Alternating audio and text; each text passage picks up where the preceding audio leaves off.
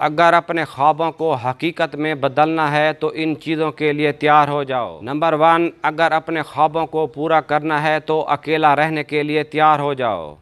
Number 2, तैयार हो जाओ खुद पर दूसरों को हंसता हुआ देखने के लिए। नंबर 3, अपने दोस्तों को भी खो सकते हो। नंबर 4, इस जालिम दुनिया का सामना करने के लिए तैयार हो जाओ। नंबर 5, तैयार हो जाओ खुद को फेल होने के लिए। ज़रूरी नहीं कि कामयाबी एक ही दफ़ा में मिल जाए। नंबर 6, हो सकता है कि तुम डिप्रेशन में चले जाओ, इसके लिए अपने दिमाग को मजबूत बनाओ। नंबर 7, लोग तुम्हें बहुत इग्नोर करेंगे, इसके लिए भी तैयार हो जाओ। क्या तुम इन सब चीज़ों के लिए तैयार हो? कमेंट में ज़रूर बताना।